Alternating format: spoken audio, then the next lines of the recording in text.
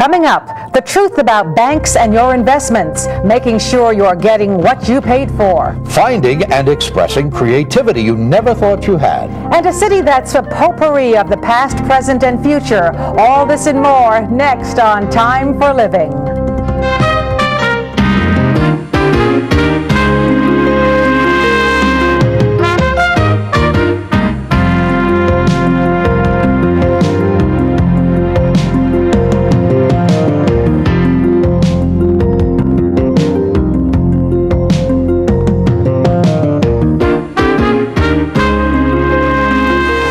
Hello and welcome to Time for Living. I'm Howard Nielsen. And I'm Janet Jagalian. Today on Time for Living, we'll show you some creative people who are taking the time to pursue a first love.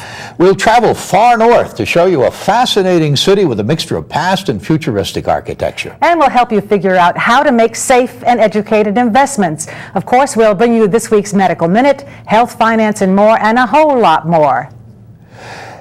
So now let's get started. When interest rates are low, many consumers consider shifting their money from savings accounts and CDs to potentially higher yielding mutual funds and annuities. But there are risks involved that many people just aren't aware of. Reporter John Nestor tells of a campaign by the Federal Reserve System to better educate consumers to better protect their savings. This 8-minute videotape is part of the Federal Reserve System's new consumer education campaign. CDs I've invested in over the past, they are insured, right? Yes, that's an insured bank deposit. And there's no insurance for mutual funds? Mutual funds are not FDIC insured. That's news to 4 out of 5 consumers, according to a national survey. Most people think that if they go into a bank and purchase something in a bank that it's going to be insured just like a deposit is in a bank. But because it's a non-deposit investment product, it's not insured. Older investors are especially at risk. They could lose their life savings with no way to make it back. Bankers are required to fully explain investment risks and the fees involved. But the video advises ask plenty of questions and don't sign anything you don't understand. That's probably the most important thing. If you don't understand something, you should not sign it. If anyone pressures you to go ahead and sign something you don't understand, we generally advise people to turn around and walk because it's just not appropriate.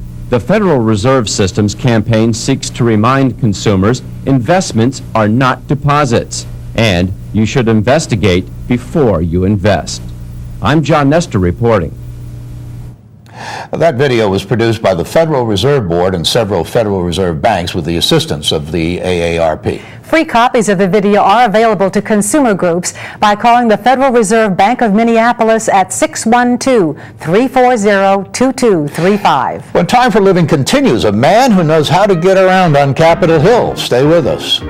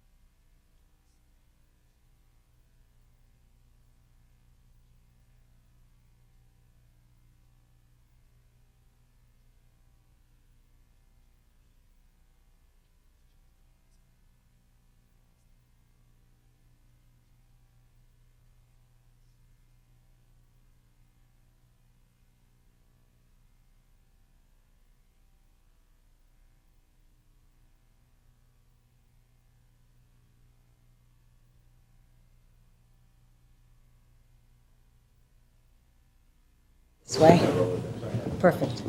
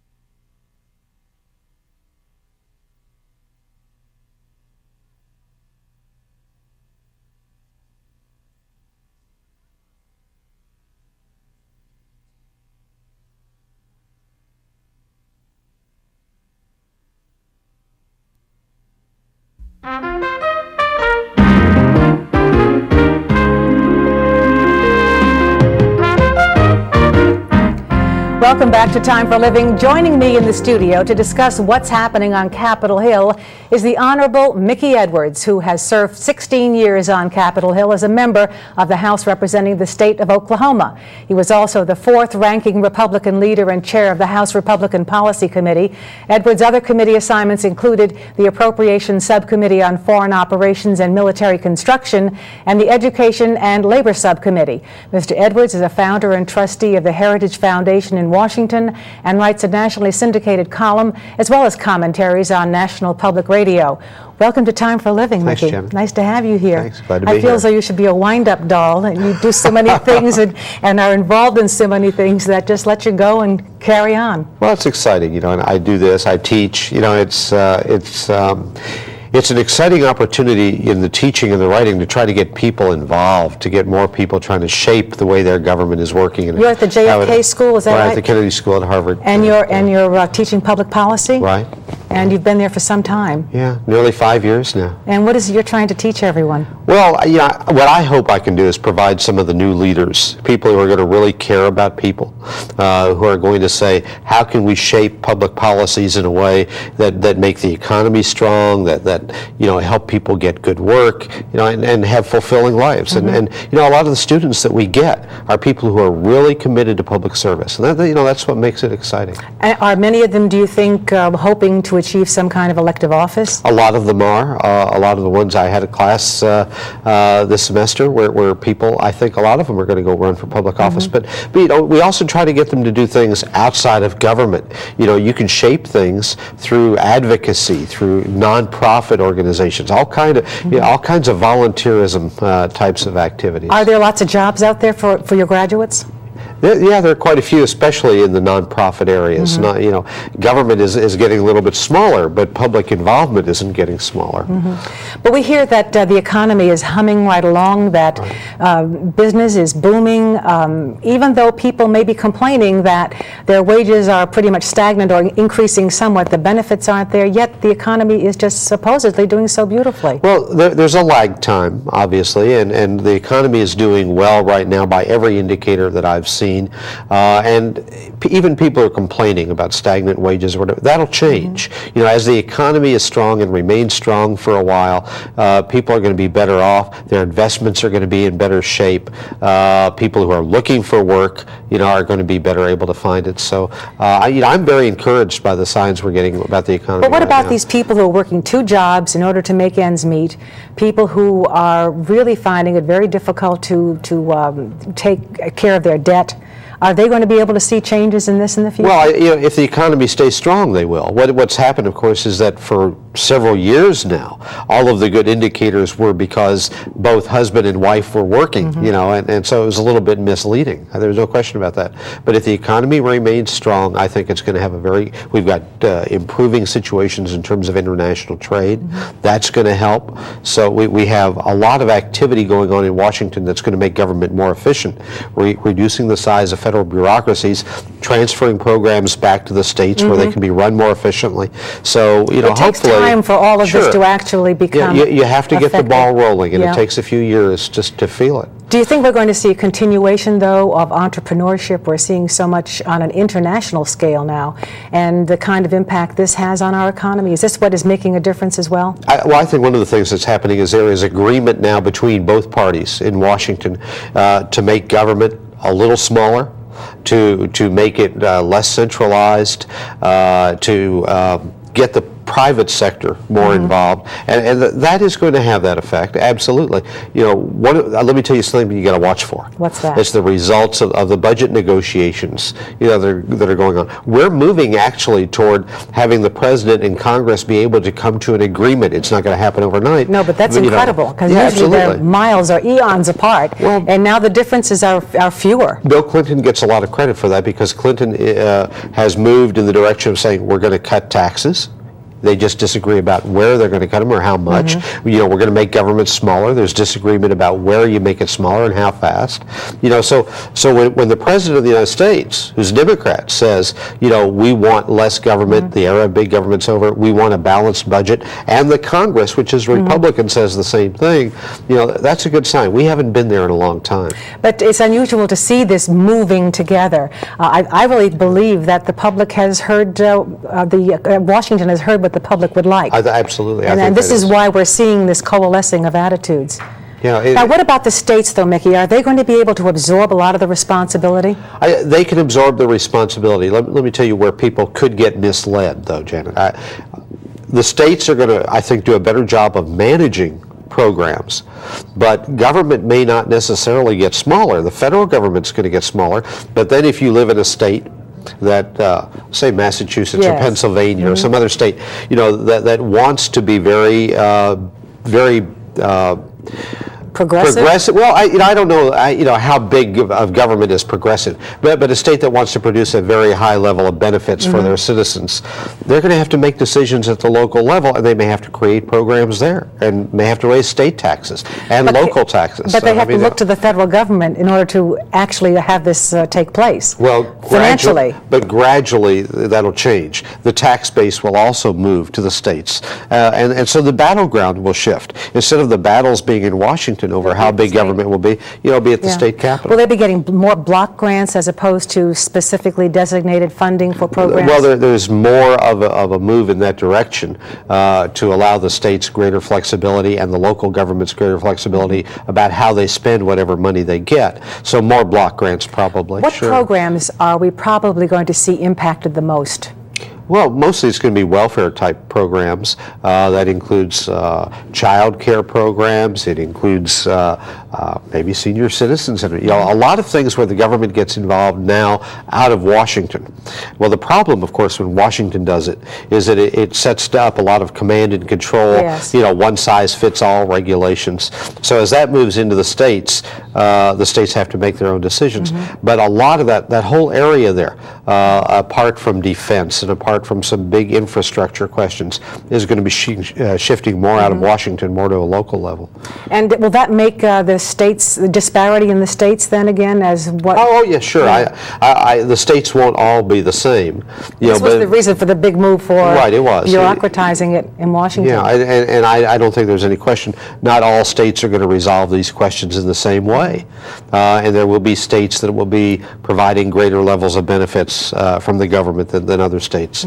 But that's a decision for people to make locally. It's interesting to see the pendulum swing, doesn't it? It goes from one extreme to the other, and hopefully we learn from each experience. But I'm kind of interested too in knowing just what is going to happen economically for the worker and also for the retiree, whether or not there'll be Social Security there forever. Is the management of that fund going to be so that it will remain solvent? The problem is not so much the management of the fund. We have so much of our federal spending tied up now in various kinds of entitlement programs. That is the single hardest thing to come to grips with in trying to get the economy under control. Some of the programs, Medicare is a good example. Medicare was a major debate issue in not only the last election but the one before that. I think that there's general agreement that something has to be done to improve the financial security of Medicare. The question there's disagreement about how fast it's going to go down the drain if we don't do something. But we keep saying something's got to be done. Sure. But you know how many years we've been saying it? When is it likely that something will actually take place? One of the bad things about government sometimes is that nothing happens until you're at a crisis. And we're getting to a crisis in some of these programs. So, I think within the next couple of years, if we can get some kind of a bipartisan activity, you could get somebody, for example, like Bob Dole, who has tried to address those problems before, but he had the label. He was a partisan. Yes. Now he's a senior statesman. And you have people like Dole has expressed concern about that. Bush has expressed concern about it.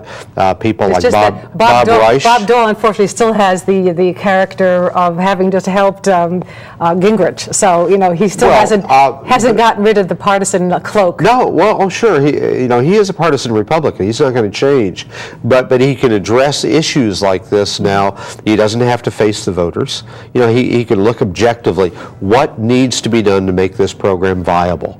And I think you can get some prominent Democrats who are no longer in office to do the same thing. Well, I'm sure if you were to ask anyone who's perhaps over 50, one of their big concerns is what's going to happen with Medicare down the road. Right. This is something that we're all sort of relying on because if you get sick, there's just no way you can handle the costs unless you're very, very wealthy in your own right.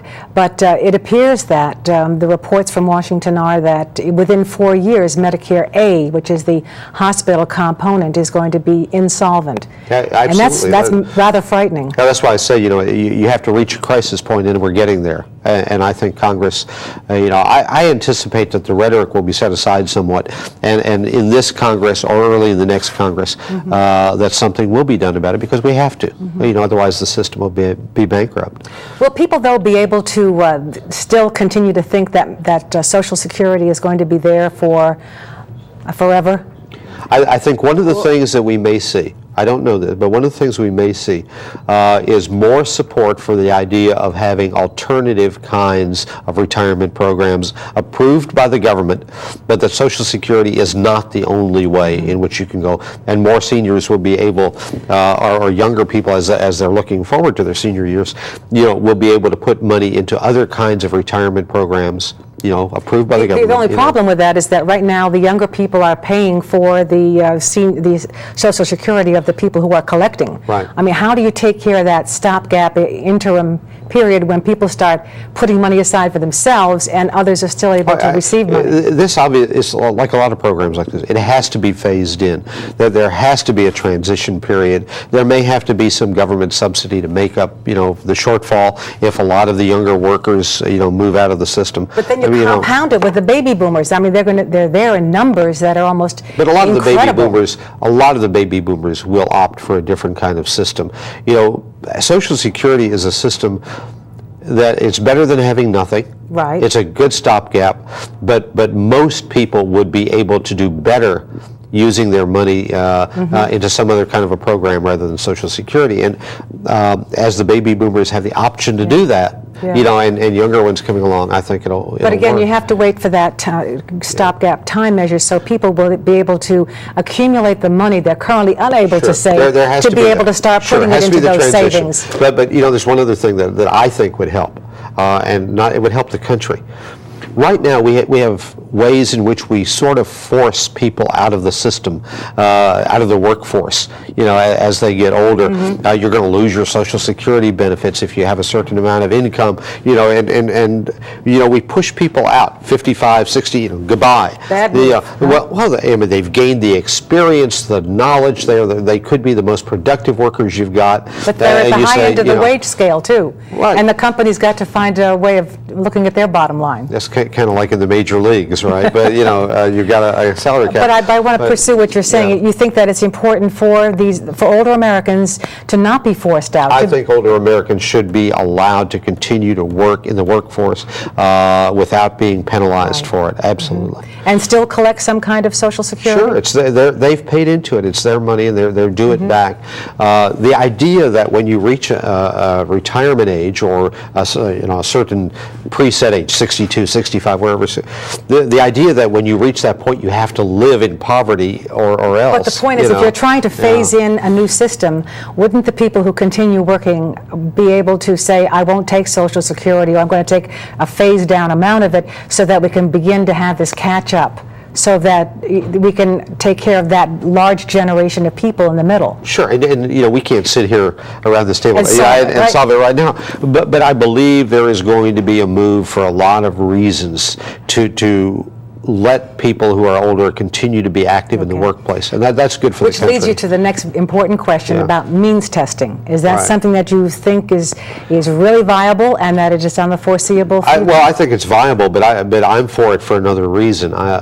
The idea that people who are struggling, who are middle income, lower middle income, are paying taxes so that we can pay for the health care bills of Sam Walton, who's no longer with us, but when he was, or Donald Trump, the fact that there is a magic thing that when you reach a certain age, we're going to take care of you, even if you're a billionaire. You've picked two examples of really wealthy people. Sure. What do you envision as a likely area for saying that above this amount of money you are not allowed to collect? I don't know what the level would be, but to say that the benefits from the government are for people who need the benefits, because governments have no money.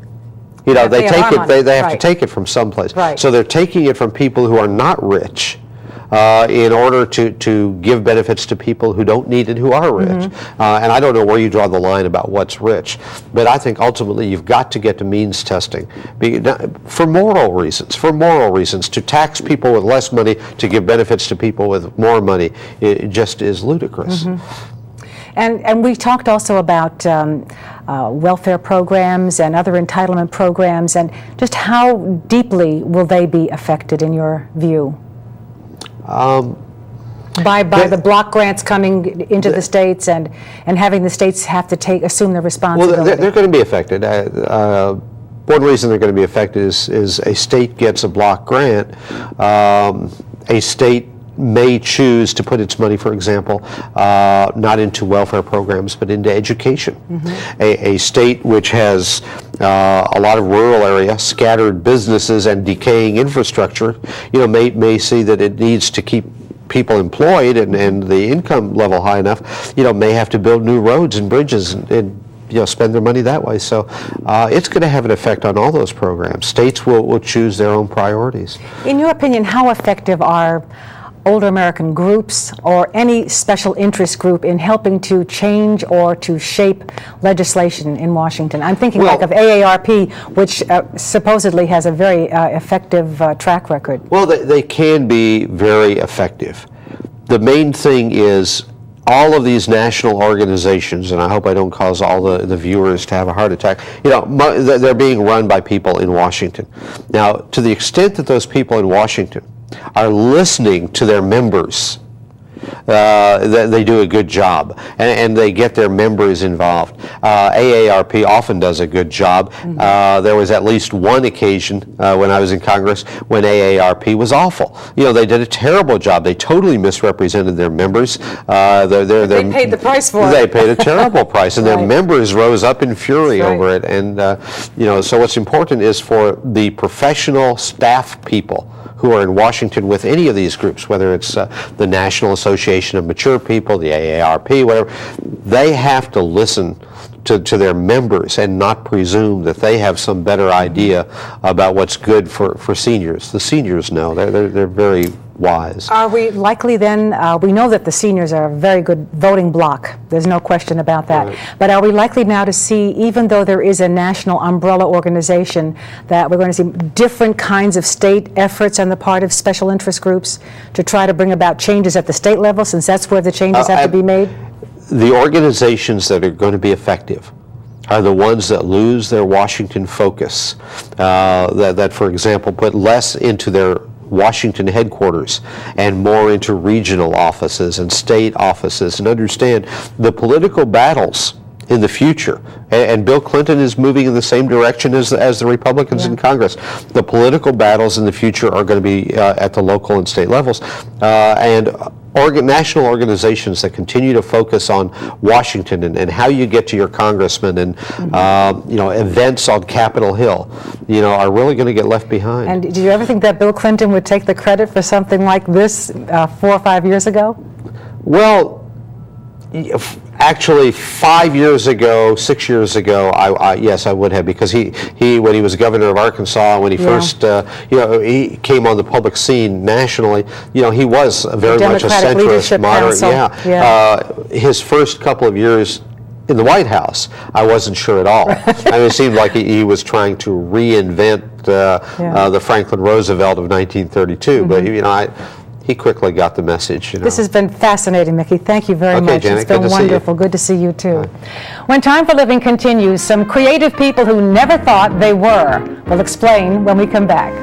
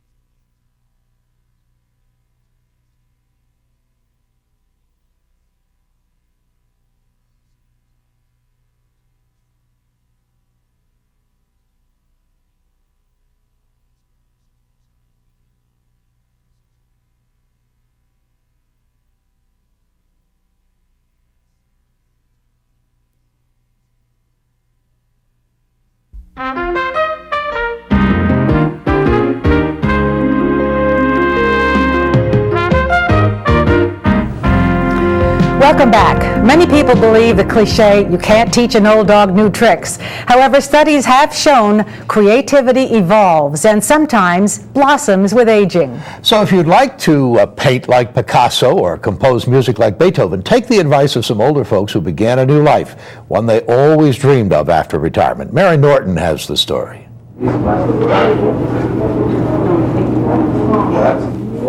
Older people have a very good sense of self. I've seen works that were surprising from people that never painted before, and all that stemming from their rich experience. Over half of the students at the Art League School in Alexandria, Virginia, are retired people looking for a creative outlet. They'll come into the office retired and say, I always wanted to draw, but I can't draw that well. And I said, just try it. Enjoy it. It's only art. Not even knew that I could do it until I started trying to do it. Well, I was a homemaker and I raised children. And I just decided I needed to get out and do something for myself.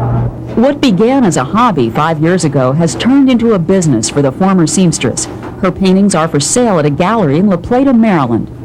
It takes a lot of patience, so I'm lucky I do have patience. Patience is a virtue to Zetta Jones, who began her 5th career as an artist 23 years ago. I had some formal training in portrait work way long time ago.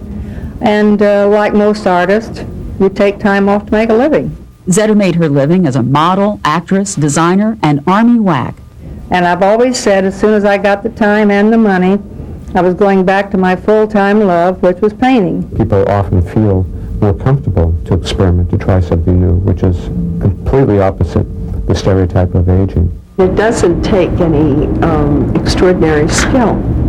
It takes desire, wanting to do something. Which proves the old cliche.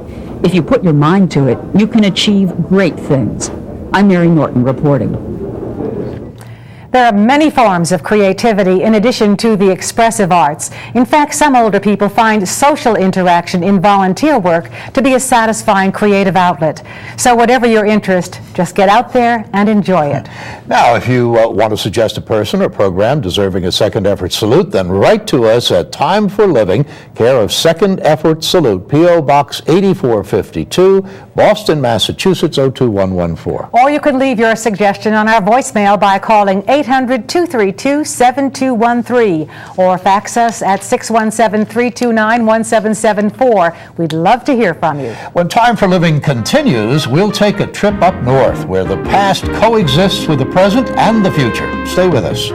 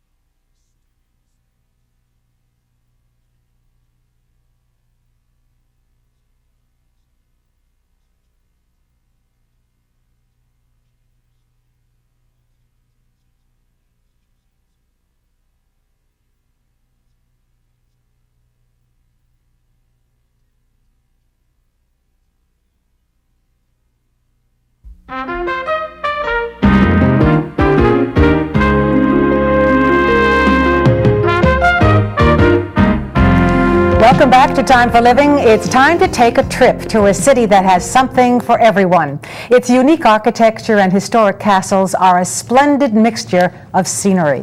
Where else can you see the world's tallest freestanding structure and then take a short trip to the beach? Well, it's the home of the Blue Jays. Toronto, Canada is today's traveling around destination with tour guide Rex Traylor. Located just an hour's drive from Niagara Falls, Toronto is one of North America's great cities. Begin your visit with a shopping expedition at the Eaton Centre. It's one of the most spectacular enclosed central city shopping complexes. Inside you'll find fountains, trees, gardens, and benches, not to mention many shops and restaurants. Outside Eaton Centre is Yonge Street. Running from the waterfront north to the suburbs, Yonge is the world's longest street. You may not want to walk it from one end to the other, but visit some of its exciting stores. At night, the neon displays rival that of New York's Times Square.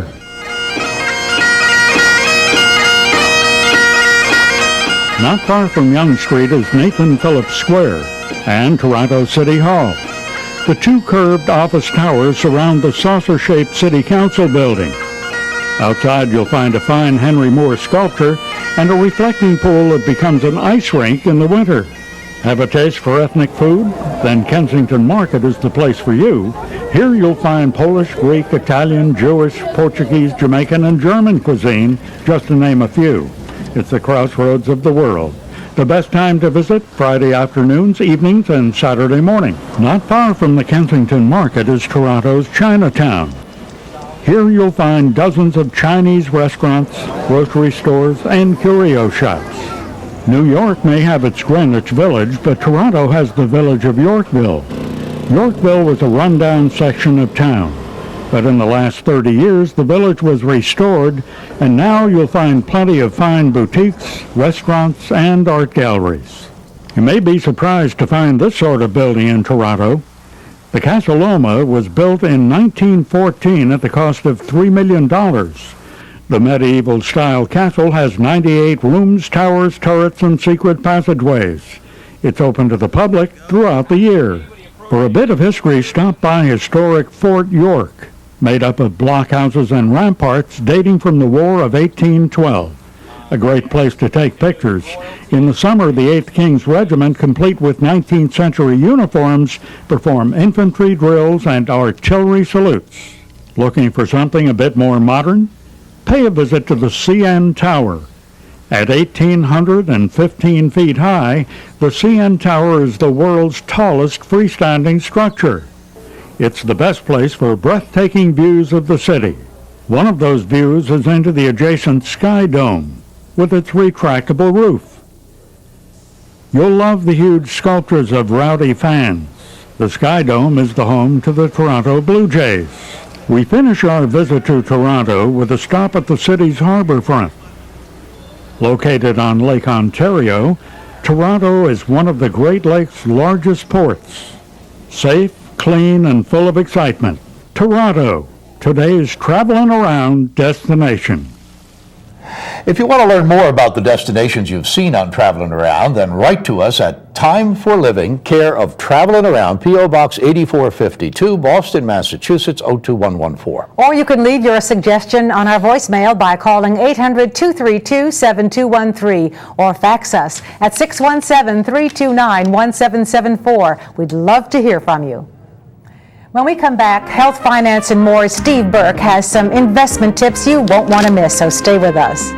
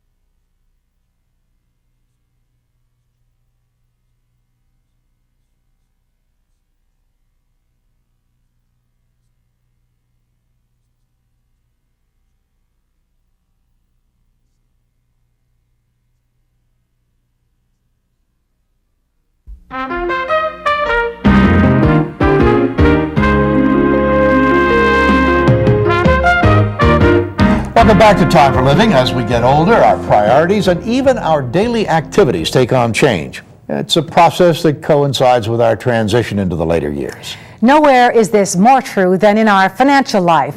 When we were young, we tend to be freer with our spending, and as we mature, we become concerned with lower risk investments and savings. One way to make lower risk investments is annuities, and here to shed some light on how to invest in annuities is Time for Living's financial expert, Steve Burke. Steve? Thank you. Today we're talking about annuities because most of us who are older are more concerned with income and safety of principal than with growth and risk-taking. Annuities are very much like CDs and treasuries in that they have certain guarantees and are very conservative or low risk. For example, annuities can provide an income you can't outlive. These incomes generally have tax advantages, at least under today's tax laws. Put another way, you can have more spendable money. Further, you can accumulate money without tax and have a minimum guaranteed return on your funds. While most annuities are quite structured, there is one type which can vary with economic conditions, not unlike a mutual fund without taxes, until you start to receive the money. Annuities can be best set up to pay both you and your spouse an income for life. Beyond that, your annuity's cash can be passed on to heirs with a minimum of hassle, no probate cost or delays, if a beneficiary is named. In the broad sense, annuities come in three forms: single premium tax-deferred annuities, single premium immediate annuities, and variable annuities. There are variations of these three, but because of limited time, it's best to stay with the basics.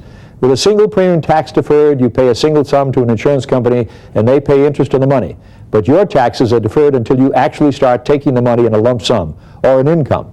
Annual premium annuities have much the same characteristics, but you invest your money over a period of time. Single premium immediate annuity begins to pay an income to you and or your spouse immediately on a monthly or periodic basis. The payments can be before a specific period of time, 10 years, or for a lifetime. Variable annuities are not unlike 401ks in that they have tax advantages and more flexibility than typical annuities. However, they don't have the same guarantees that conventional annuities make available. Anyone moving towards retirement or in a retirement mode should investigate the merits of an annuity. While they are not for everyone, a strong case can be made for having some of your retirement monies in an annuity, provided by an A+ insurance company. Before purchasing an annuity, however, it's important to consult with your financial advisor. Ask lots of questions. Make sure that the safety and the terms of the contract are clear in your mind. Read the fine print and check forfeitures and withdrawal charges. How much do annuities cost? Only that amount of money which you feel comfortable investing in the product. You could put in a small amount or a large. There are limits. But it should never be an amount which makes you uncomfortable. What do you do if you have a problem? Contact the person who provided the annuity. If you're not satisfied with the answer, contact the company directly. And if that doesn't do the trick, call the insurance commissioner's office of your state. Are annuities the best retirement vehicle available? No, but they're darn good in the right place. Annuities can be purchased from many sources: your insurance agent, a financial planner, from banks, and many investment houses. There are a lot of good, talented professionals out there to help you, so don't be concerned about getting assistance. Beware of promises which don't ring true to you or seem too good to be true. Don't be rushed into making decisions when you are unsure. Don't make checks out to individuals. Checks should only be made to the company providing the annuity. Ask lots and lots of questions until you're satisfied that you understand what the product will do for you and your family. Then believe in your judgment. Make haste slowly. I'm Steve Burke, Time for Living. If you have any additional questions regarding any financial topics discussed on Time for Living, then write to Steve Burke at Time for Living, care of Health, Finance, and More, P.O. Box 8452, Boston, Massachusetts, 02114. Or you can leave your comments or questions on our voicemail by calling 800-232-7213 or fax us at 617-329-1774. We'd love to hear from you. When Time for Living continues, volunteers assure home care for the elderly and makes the grade. Stay with us.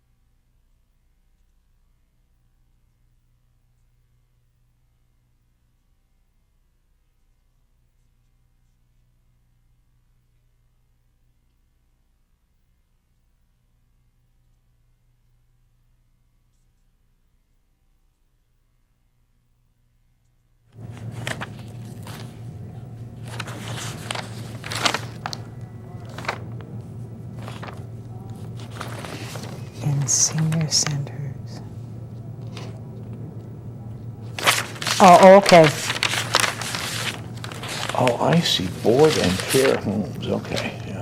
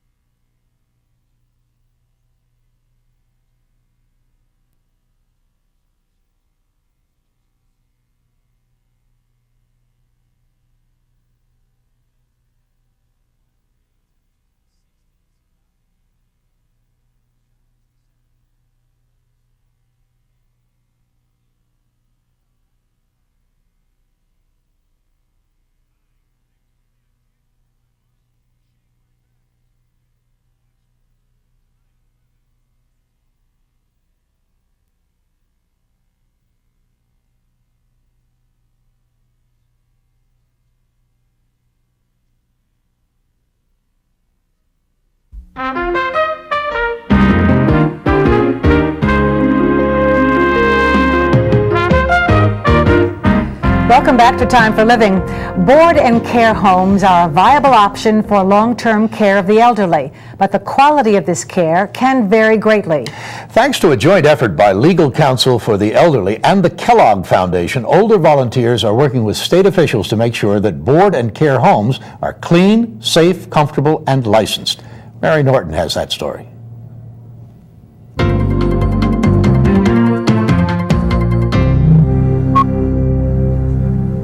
Residents of this board and care home in Albuquerque are lucky. Their licensed home is clean and safe.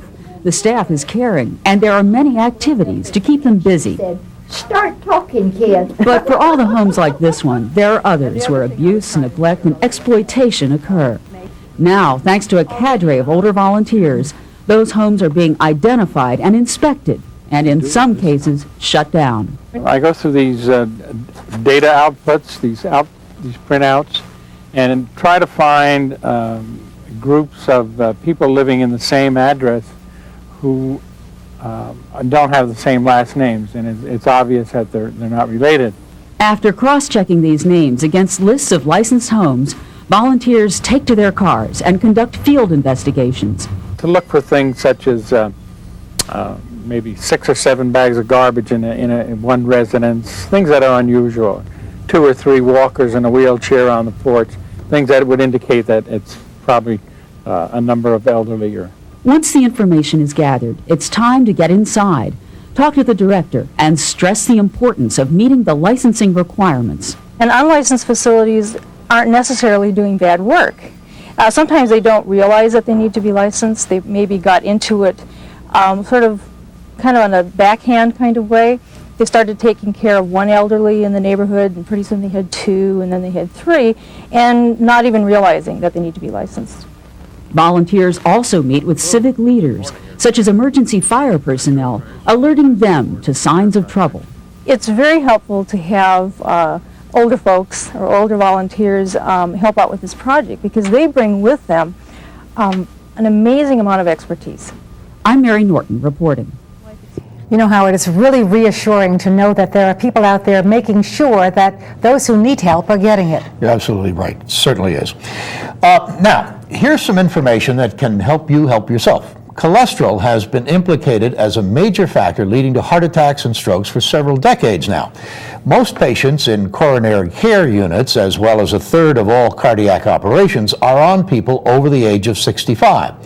Cardiovascular disease accounts for about 30% of total mortality and is the leading cause of death in those over 65 years of age in industrialized societies.